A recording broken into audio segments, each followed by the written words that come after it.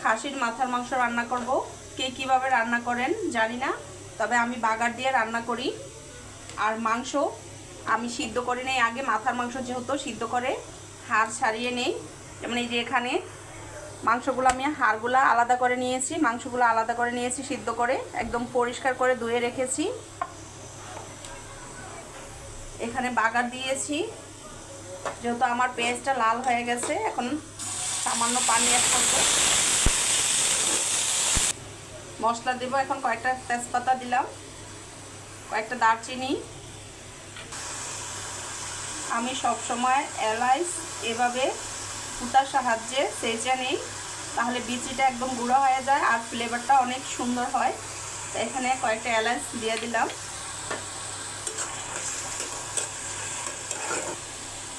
যেহেতু মাথার মাংস, এখানে পরিমাণ মতো লবণ দিলাম।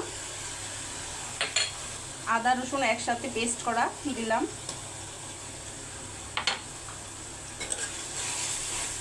একটু নাড়াচাড়া করে নিব।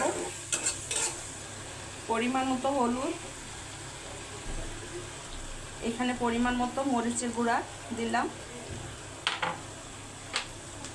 সবগুলো একটু একসাথে নাড়াচাড়া করে কষায় নিব।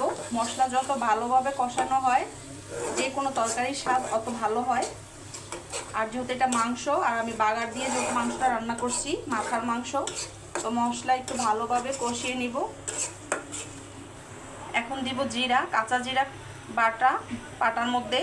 এই কাঁচা জিরা দিলে মাংসর টেস্টটা অনেক বেশি হয়, কারণ কাঁচা জিরার ফ্লেভারটা অনেক সুন্দর। আর আমি সব সময় কাঁচা জিরা দেওয়ার চেষ্টা করি যে কোনো মাংসের মধ্যে, তাহলে মাংসটার খেতে অনেক বেশি ভালো লাগে। তো আবার একটু সবগুলো একসাথে নাড়াচাড়া করে কষিয়ে নিব। যেহেতু এখন জিরাটা দিয়েছি, সব মশলা একটু ভালোভাবে কষিয়ে নিব, তারপরে মাংস দিয়ে দিব। আমার মশলা কষানো হয়েছে, মাংস দিব। সবগুলো মাংস দিব। মাথার মাংস, এগুলা খাসির মাথার মাংস, গরুর না। অনেকেই খাসির মাংস খায় না বা মাথার মাংস খায় না, কিন্তু আমি খাই। কুরবানির খাসির না, সেটা হলো আমার মেজো বোনের বেবি হয়েছে, ছেলে বেবি। তো ওর আকিকা দিছে 7 দিনে।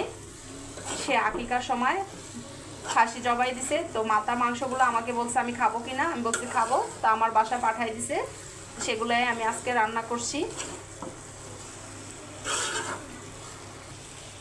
আর যেহেতু ছোট ছোট টুকরা করছি, আরও তাড়াতাড়ি সিদ্ধ হয়ে যাবে।